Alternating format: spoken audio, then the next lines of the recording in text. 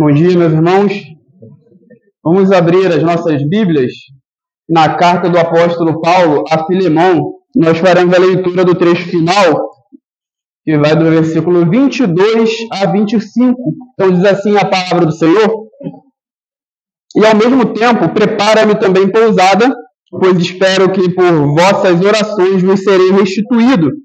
Saúda-te, Epáfras, prisioneiro comigo em Cristo Jesus, Marcos, Aristarco, Demas e Lucas, meus cooperadores. A graça do Senhor Jesus Cristo seja com o vosso espírito. Vamos novamente orar. Pai bendito e santo, nós rogamos o teu nome e a tua bênção para este sermão, Pai, que será exposto agora. Abençoa-nos, Senhor, dá-nos da tua graça para que entendamos, para que compreendamos, saímos daqui edificados também, Pai, capacitados para praticar aquilo que iremos aprender, Senhor. O Senhor seja conosco, que a tua graça seja com o nosso espírito. Em nome de Jesus Cristo. Amém. Amém. Meus irmãos, vocês se lembram que a carta do apóstolo Paulo a Filemão foi escrita num contexto onde Paulo queria reconciliar Onésimo com Filemão. Lembre-se que Filemão tinha um escravo, que era Onésimo, né? Era esse escravo chamado Onésimo, e Onésimo prejudicou Filemão de alguma maneira, que não é mencionada aqui na carta. E é dito aqui que Onésimo foi à prisão e se encontrou com Paulo ali. Provavelmente Paulo estava preso em Éfeso, né? Nós vimos isso no primeiro sermão que nós pregamos nesta carta. E aí, Onésimo foi a Paulo, na prisão de Éfeso, para buscar através dele uma mediação. Ele queria que Paulo mediasse a sua reconciliação com o seu senhor, né? Filemão. E neste interim, ou melhor, neste encontro de Onésimo com Paulo, Onésimo se converte ao Senhor. Tanto é que Paulo fala que Onésimo é o seu filho, né? O meu filho Onésimo, e os irmãos sabem muito bem, a gente falou isso também no primeiro sermão, que Paulo ele tinha o costume de chamar aqueles que foram convertidos através dele de seus filhos. Então, a ideia de que ele gerou as pessoas, espiritualmente falando, né? Ele gerou os convertidos, né? Por meio da pregação do Evangelho. Deus usou Paulo para trazer filhos a ele. Então, nos últimos dois trechos, Paulo começou a argumentar com Filemão em favor de Onésimo. Nos versos 8 a 14, nós vimos que Paulo queria que Filemão recebesse Onésimo, né, em sua casa. Lembra que eles estavam brigados, e aí Paulo fala, receba ele, é como se ele dissesse isso, receba ele bem, né? E aí ele queria também que Filemão enviasse Onésimo de volta a Paulo, para que Onésimo o ajudasse, né, enquanto Paulo estava em ocasião de prisão. Só que Paulo, o apóstolo, ele prefere não usar a sua autoridade apostólica. Ele poderia mas ele poderia usar sua autoridade, né? Ou trazer um mandamento para Filemão e ordenar a ele que fizesse aquilo que ele estava pedindo. Mas Paulo prefere não fazer assim, ele prefere solicitar, como ele fala, né? Ele prefere pedir em nome do amor. Ele quer que Filemão ouça a sua orientação de receber Onésimo e o enviar de volta a Paulo, mas ele não quer fazer que Filemão haja por obrigação. Ele quer que este homem haja por livre e espontânea vontade. Então, Paulo ele vai argumentando na carta, tentando convencer a Filemão, e ele faz isso de uma forma muito branda, né? E nos versos 15 a 21, Paulo pede a Filemão que reflita sobre a providência de Deus. Né? Ele fala lá que talvez Onésimo, ou Filemão, talvez Onésimo tenha sido separado de você por breve momento, para que depois você o receba de volta para sempre. Então essa separação, essa desavença que aconteceu entre vocês foi apenas temporária. Foi Deus que orquestrou isso para que depois você receba Filemão, ou receba, melhor dizendo, Onésimo para sempre. Não como escravo agora, mas como um irmão no Senhor Jesus Cristo. E aí é interessante que no último trecho que nós vimos, Paulo ele imita Cristo, né? Imitando Cristo, o que Cristo fez por nós, Paulo coloca aqui, ou se coloca na obrigação de assumir e pagar as dívidas que Onésimo tinha feito para com o seu Senhor. Então, esse escravo tinha feito coisas que talvez tenha colocado ele numa situação de dívida. Ele tinha dívida para com Filemão. E aí Paulo fala, olha, se Onésimo te deve alguma coisa, coloca na minha conta porque eu vou pagar tudo. Então o que Paulo estava fazendo ali? Ele estava aplicando aquilo que Cristo fez por nós. O que Cristo fez por nós? Ele tomou as nossas dívidas. Ele assumiu aquilo que nós fizemos, os nossos pecados, e pagou. Paulo fez a mesma coisa para com Onésimo. E agora nós chegamos no trecho aqui final da carta, né? Onde Paulo termina aqui com sua expectativa de libertação. Ele esperava ser libertado da prisão em Éfeso e ir para Colossos, onde Filemão morava. E ele traz aqui várias saudações e termina encomendando à igreja a graça de Cristo. Então vamos ler aí o verso de número 22, meus irmãos. Nos ajudem aí, leiamos. E ao mesmo tempo...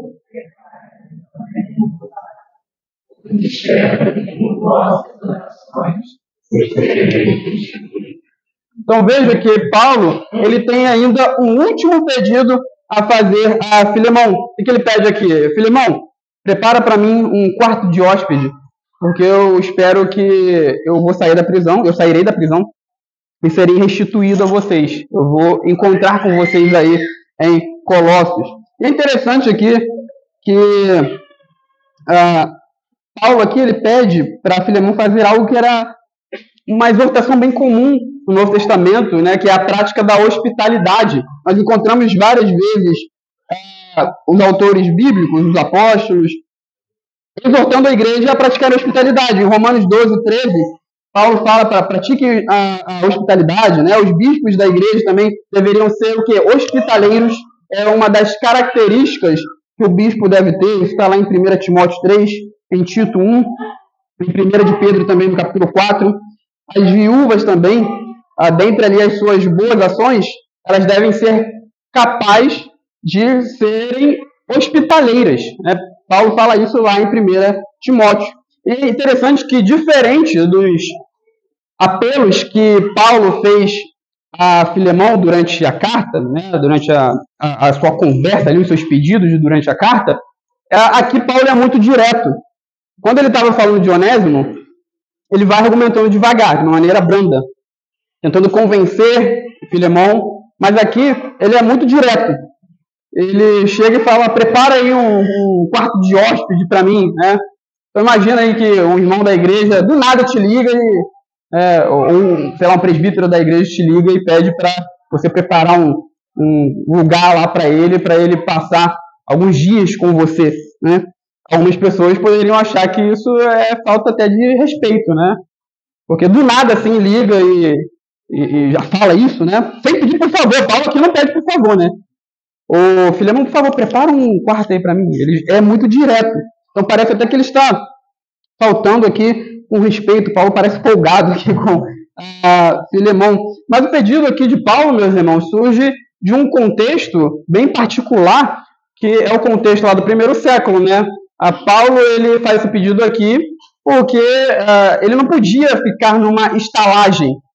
Existiam esses hotéis, né, que eram as estalagens antigas, e eram locais perigosos. Então, quem ficasse nesses lugares, ele ficaria ali abrigado, mas ele também teria o risco de ser assaltado, até mesmo de ser assassinado. Então, era bem mais tranquilo para Paulo pedir isso a Filemão, né? Seria melhor para Paulo ficar na casa desse irmão. E como era uma prática comum da igreja praticar a hospitalidade, já era esperado isso, então Paulo é muito direto aqui com Filemão, né? E aí, meus irmãos, esse pedido de Paulo também é baseado na expectativa de que Deus o libertará da prisão. Então, veja que Paulo aqui, no versículo 22, ele fala, prepara-me também pousada, pois espero que por vossas orações vos serei restituído. Então, ele espera que Deus o liberte da prisão. Embora Paulo aqui ele não mencione Deus especificamente, né? A gente não encontra ele falando, olha, Deus me libertará da prisão, então prepara um local aí para mim. Mas como é que nós sabemos que Paulo espera que Deus fizesse isso? Como é que nós sabemos que ele esperava que Deus agisse em favor dele e o libertasse da prisão? Aqui é interessante que o verbo restituir está no passivo, né? Então ele não fala quem é o sujeito desse verbo, ou seja, quem está praticando ou quem praticará essa ação. Então é um verbo que está na voz passiva, sem o sujeito, sem o praticante da ação. E nós vimos, foi no último sermão, se eu não me engano, nós vimos que Paulo, por vezes, ele usa verbos na voz passiva, mas o sujeito é Deus, né? Nós vimos isso, por exemplo, lá no versículo de número, deixa eu ver aqui, versículo de número 15, veja aí que Paulo diz o seguinte, no versículo 15, pois acredito que ele, ou seja, Onésimo, veio a ser afastado de ti temporariamente. Então, veja, Onésimo foi afastado de ti, Filemão. Só que nós sabemos que quem quis se afastar de Filemão foi o próprio Onésimo, ele que fugiu, ele que foi se encontrar com Paulo. Mas Paulo fala que alguém o afastou. Então quem que foi esse alguém? Foi Deus, na sua providência, no seu agir soberano, a sua providência divina. Nós sabemos que Deus sustenta e dirige, dispõe as coisas para o seu propósito. Tudo que acontece, Deus está, de certa forma, envolvido. Deus, ele separou Onésimo de Filemão.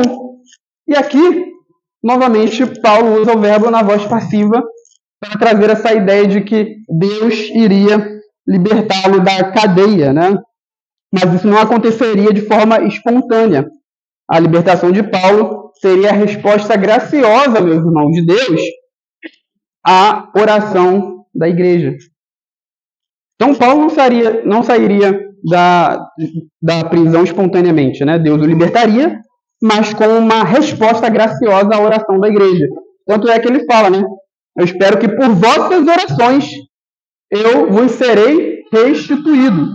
E aqui nós aprendemos algo sobre a oração, né? Nós aprendemos algo sobre oração, vontade de Deus e também sobre providência. Aí que ensino é esse que nós aprendemos aqui? É que se nós queremos que Deus nos favoreça e age em nosso favor, nós precisamos fazer o quê? Orar. Não é verdade? Se nós queremos que Deus age em nosso favor, que Ele nos favoreça, que Ele atenda os nossos desejos, os nossos anseios do coração, nós precisamos pedir isso a Ele. Nós precisamos ir a Ele em oração. Isso é muito importante, né? Porque nós, certamente, né, e verdadeiramente, nós enfatizamos muito a soberania de Deus. Nós, os presbiterianos, né, a nossa tradição, corretamente, enfatiza a soberania de Deus. Ou seja, que Deus é soberano sobre todas as coisas. Ele age em tudo. Ele está governando o mundo. Todos os acontecimentos da nossa vida têm a mão de Deus ali envolvida. Então, isso é correto. Mas a gente não pode negligenciar a oração só porque Deus é soberano. A gente não pode ter esse tipo de pensamento. Então, por enfatizar a soberania de Deus, nós podemos pensar que Deus age sem que nós oremos, né? Que Ele vai fazer aquilo que nós desejamos, sem que haja a oração. Né? Mas essa não é uma verdade bíblica, essa não é uma verdade que nós encontramos nas Escrituras. Porque se fosse assim, não precisaria nem orar, né? Se fosse assim, nós não encontraríamos nas Escrituras as várias exortações, os vários incentivos e encorajamentos do nosso Deus para que nós o busquemos em oração. E nós encontramos várias passagens que incentivam os crentes a orar. Eu trouxe aqui uns textos selecionados, né? Eu farei a leitura deles aqui. Então, lá em Atos 1,14, nós encontramos os cristãos perseverando em oração, né? Todos estes perseveravam unânimes em oração. Romanos 12, na oração perseverante, né? Paulo fala, na oração sejam perseverantes. Filipenses 4:6, em tudo, porém, sejam conhecidas diante de Deus as vossas petições pela oração e pela súplica com ações de graças. Colossenses 4:2, perseverai na oração. 1 Tessalonicenses 5:25, irmãos, orai por nós. 2 Tessalonicenses 3:1, finalmente, irmãos, orai por nós. 1 Timóteo 2:8, quero, portanto, que os varões orem em todo lugar. Tiago 5:13, está alguém sofrendo? Faça oração. Tiago 5:16, orai uns pelos outros. Esses daqui são alguns textos que falam sobre oração. A Bíblia contém vários outros textos que incentivam o povo de Deus a orar. Então, Deus faz muita coisa, certamente, meus irmãos, Deus faz muita coisa na sua soberania, na sua agência no mundo. Ele faz muitas coisas sem que nós oremos. Mas também muitas coisas que Deus faz está relacionada à nossa oração. Então, nós precisamos ter essa ideia em mente, né? A ideia que está por trás do versículo 22. Se nós queremos que Deus nos atenda, que Deus atenda os anseios do nosso coração, nós precisamos orar. A igreja queria que Paulo fosse libertado, e é por isso que ela orava. E Paulo tinha a expectativa, ele cria que Deus agiria através da oração da igreja. É interessante que eu estava lendo o livro do R.C. Sproul, que o título é o seguinte, né? A oração muda as coisas. A oração muda as coisas. E lá, nesse livro, Sproul, ele traz uma lista ali, ele faz ele imita, né, o autor lá de Hebreus 11. Lembra lá que em Hebreus 11 ele traz uma galeria de o que a gente chama de heróis da fé, né, pessoas que exerceram fé na Bíblia e fizeram até coisas extraordinárias, né? Coisas extraordinárias, elas foram usadas por Deus para fazer essas coisas. E Sproul, ele faz uma lista semelhante de pessoas que experimentaram coisas extraordinárias por meio da oração. Nós encontramos pessoas assim nas Escrituras, né? Que experimentaram coisas extraordinárias da parte de Deus por meio da oração. E eu farei a leitura aqui do que ele diz lá no livro. Ele diz assim, abre aspas, pela oração, o coração de Esaú foi mudado para com Jacó para que se encontrassem de maneira amigável e não hostil. Pela oração de Moisés, Deus trouxe as pragas sobre o Egito e depois as removeu. Pela oração, Josué fez o sol deter-se. Pela oração, quando Sansão estava prestes a morrer de sede, Deus fez brotar água de uma cavidade para o sustento de Sansão. Pela oração, a força de Sansão foi restaurada.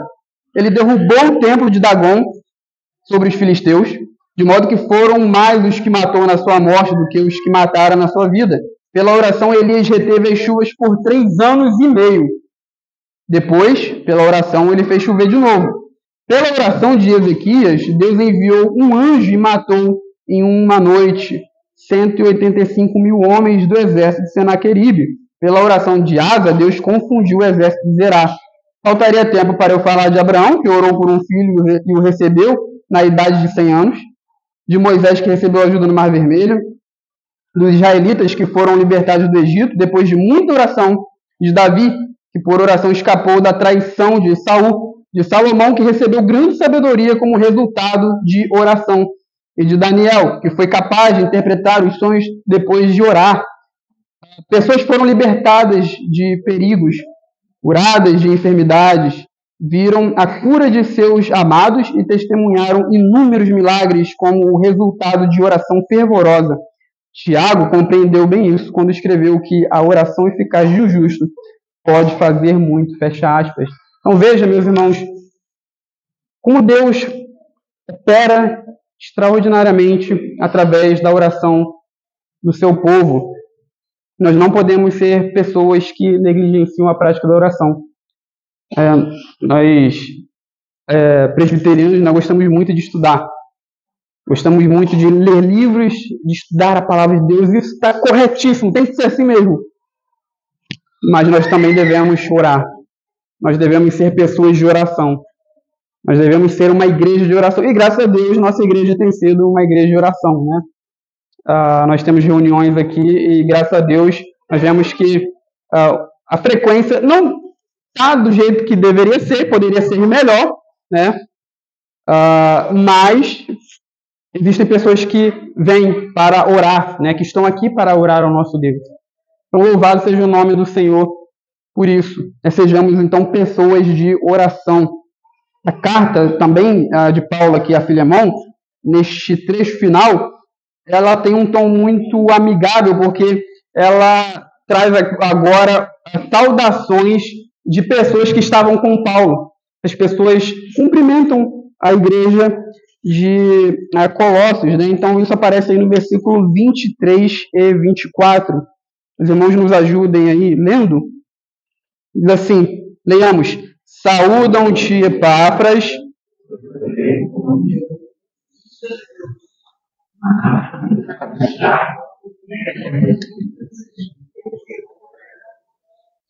Então, meus irmãos, é interessante aqui que, comparando essas pessoas que Paulo cita aqui, que saúdam a igreja em Colossos, comparando essa lista aqui, ela é muito parecida com a lista que Paulo traz lá em Colossenses. Essas pessoas também aparecem lá, Colossenses 4, versículo 10, 12 e 14.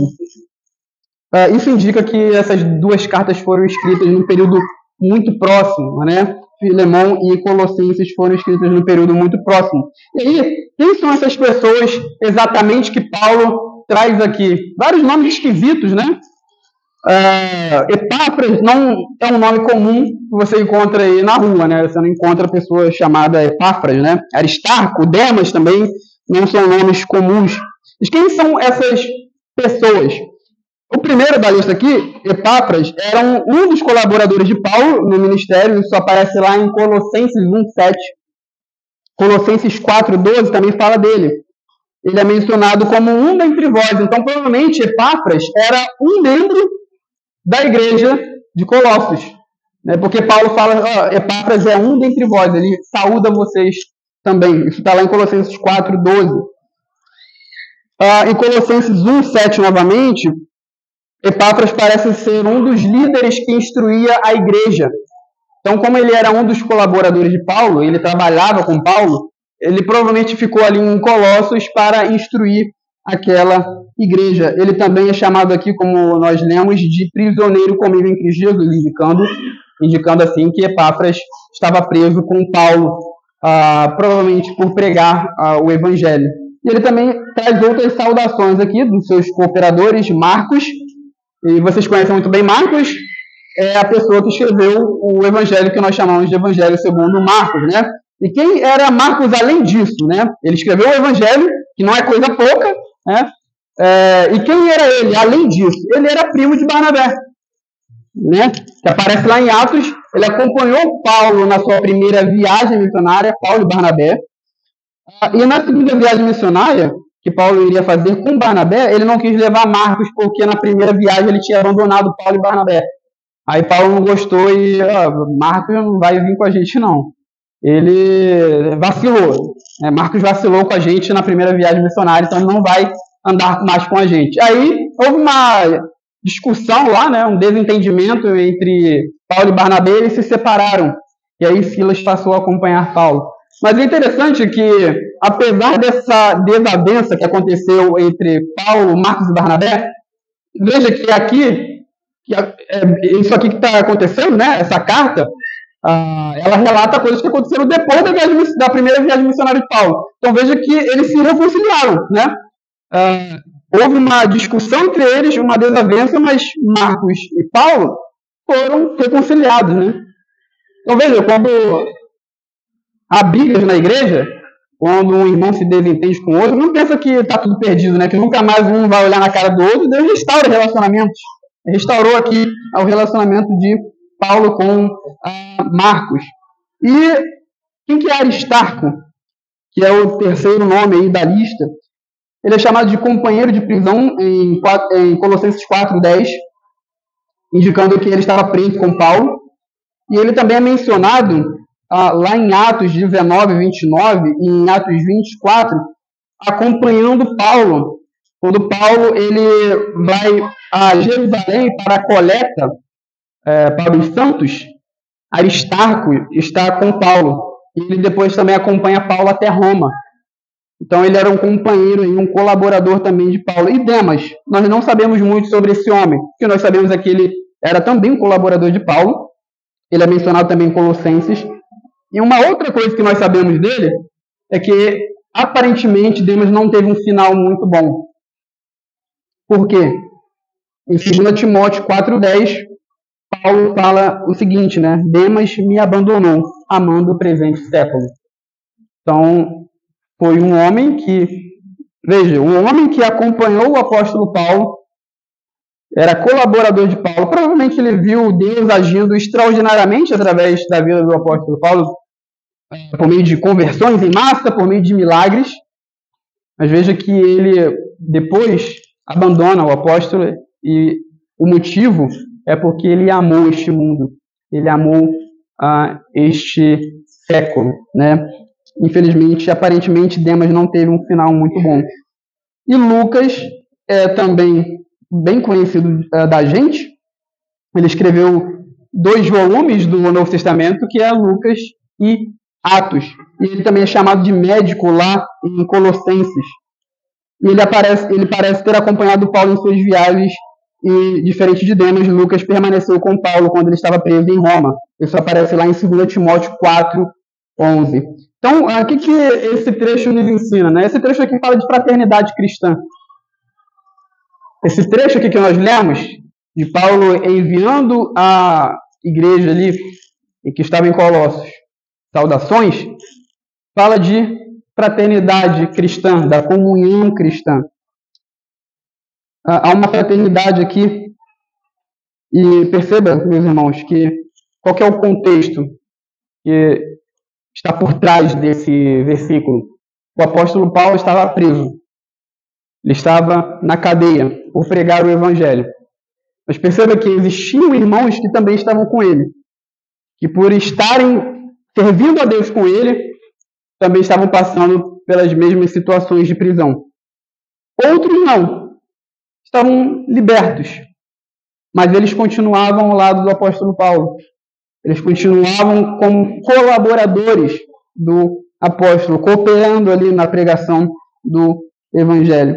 Então, quando nos cercamos de pessoas que estão dispostas a servir ao Senhor Jesus e a adorar a Deus de coração sincero, consequentemente, nós ganhamos amigos leais. Consequentemente, nós ganhamos amigos que estarão dispostos a estarem ao nosso lado para nos aconselhar, para nos encorajar, para nos ajudar quando nós estivermos passando por tribulações.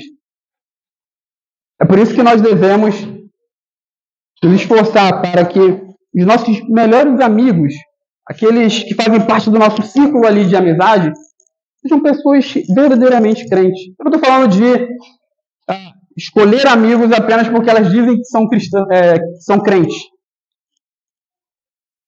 A ideia não é essa. Porque a gente sabe que tem gente que fala que serve a Deus, mas não serve de coisa nenhuma, né? Tem gente que fala que é crente, mas se vê a vida da pessoa completamente contrária do que a palavra de Deus fala. Estou falando para nós escolhermos pessoas crentes, mas observem essas pessoas. Vejam se elas estão servindo a Deus de coração sincero, se elas amam a Deus acima de todas as coisas, se elas adoram a Deus sinceramente, de coração. É esse tipo de pessoa que nós devemos ter ao nosso lado.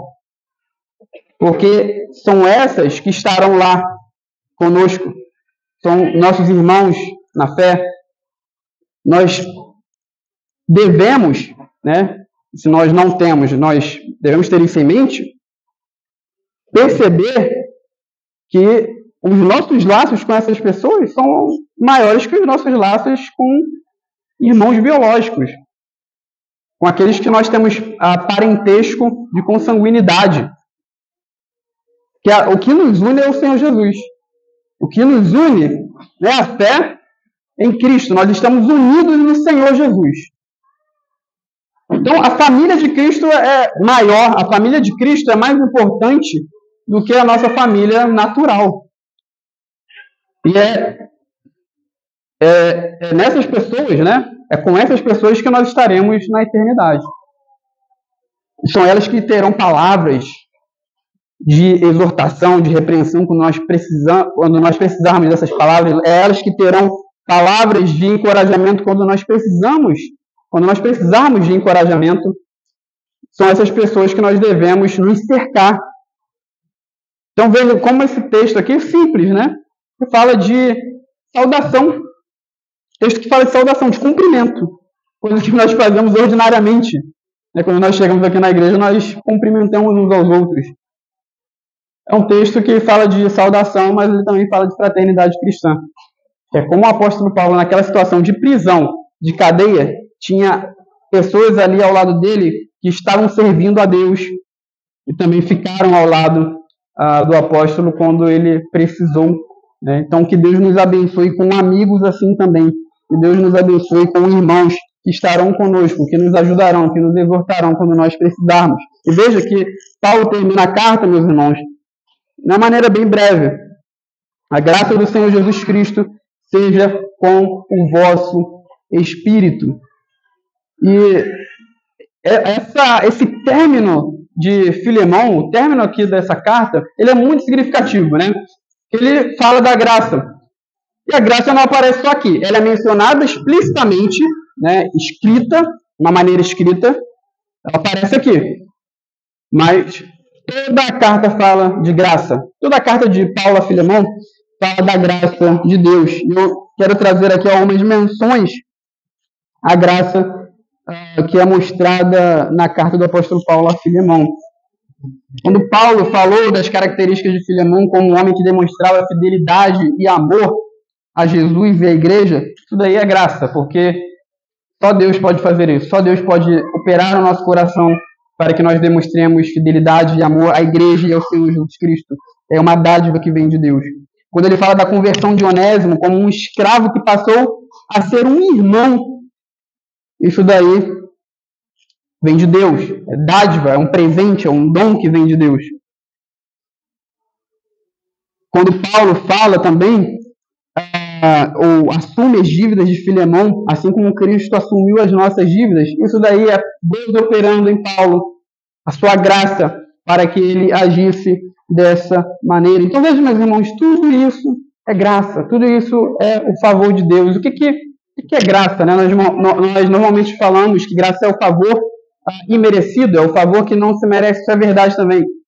É uma verdade, mas graça é dádiva, graça é um dom, graça é um presente, é algo que vem da parte de Deus. E Paulo, aqui no final desta carta, ao falar da graça, né, a graça do Senhor Jesus Cristo seja com o vosso espírito, ele está trazendo um conceito que é bastante claro para a igreja e também para nós hoje, que tudo aquilo que Paulo falou em Filemão, todas as suas orientações, só pode ser crido e só pode ser obedecido pela graça de Deus. Nós não podemos fazer nada que não venha da graça de Deus. E esse versículo, então, bem breve, nos ensina sobre graça e capacitação. Esse versículo aqui nos ensina sobre graça e capacitação. Uma coisa está ligada à outra. A graça de Deus está ligada à nossa capacidade de fazer coisas, de crer e de obedecer ao nosso Deus. Nós não podemos fazer isso se não vier como um presente da parte do nosso Senhor. Então esta é uma lição importante para a igreja. Capacitação para crer e obedecer está ligada ao favor de Deus.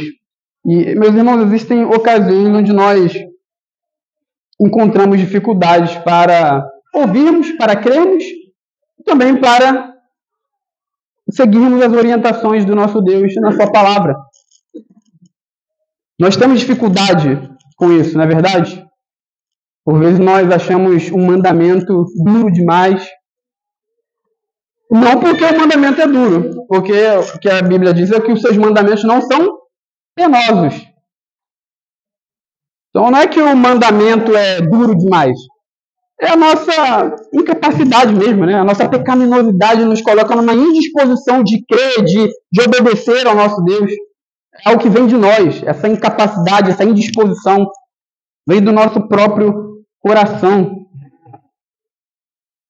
Então nós temos dificuldade.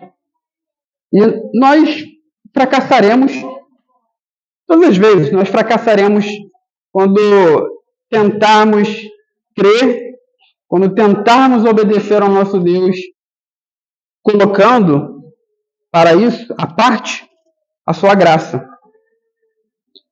Nós temos muitas tentações, né? Como povo de Deus, nós sabemos que somos regenerados, somos salvos, mas nós temos várias tentações, várias inclinações do nosso coração que são pecaminosas. E se nós somos cristãos de fato, nós tentamos obedecer, não é verdade? Nós nos esforçamos. Nós fazemos promessas, resoluções, mas por muitas vezes nós fazemos isso sem pensar que a capacitação para seguir aquilo que Deus está nos orientando na sua palavra vem dele. E nós tentamos obedecer baseados, então, em nossos próprios esforços. E logo nós vemos que não dá, né? Porque nós fracassamos. E é por isso que nós devemos nos firmar na graça de Deus. É interessante que normalmente as pessoas só pensam na graça quando ele está falando de perdão. Não é verdade? Normalmente, o que vem à nossa mente quando fala de graça é perdão. Algumas pessoas, alguns crentes, né? Quando sofrem tentações terríveis, que parece que eles não vão aguentar, eles até pensam, vou pecar aqui, eu sei que Deus é perdoador, ele é gracioso, Deus dispensa a graça sobre nós e ele concede perdão. Mas poucas vezes nós lembramos que a graça de Deus é capacitadora também. Poucas vezes nós, quando estamos em tentações, nós pensamos, não, Deus é gracioso, ele vai dispensar graça sobre mim para eu resistir ao pecado, para eu resistir à tentação. E é isso que nós devemos ter em mente quando estamos em situações que devemos nos esforçar para obedecer a Deus. Nós devemos lembrar que a capacitação vem dele. Romanos 6, versículo 1 a 2, versículo 14, nos fala disso. Paulo fala ali da graça, e ele fala que a graça não deve ser tomada como justificativa para viver em pecado. É o contrário. Se nós estamos debaixo da graça, o pecado não vai ter domínio sobre nós. Então veja o que Paulo fala, Romanos 6, versículo 1 e 2, versículo 14. Que diremos, pois? Permaneceremos no pecado para que seja a graça mais abundante? De modo nenhum. Como viveremos ainda no pecado, nós os que para ele morremos? Porque o pecado não terá domínio sobre vós, pois não estáis debaixo da lei, e sim da graça. Então veja, meus irmãos, como a graça de Deus é sustentadora, é capacitadora em momentos em que nós estamos sendo tentados para pecar contra Ele. Nós tenhamos essa promessa em mente. Tenha a graça de Deus em mente quando você estiver diante de situações de tentação, quando o pecado vier ao seu coração. Não pense na graça apenas como algo que vai trazer perdão sobre você. Pense nela como algo que vai trazer força, capacitação, poder do Espírito para vencer o pecado e o mal. E nós chegamos então à conclusão da carta do apóstolo Paulo a Filemão, e ela é uma carta breve, né? É uma carta pequena que nos ensinou verdades preciosas da palavra de Deus. Nós vimos aqui que Onésimo foi reconciliado com Deus e Paulo foi para Filemão e Onésimo aquilo que Cristo foi para nós, um mediador.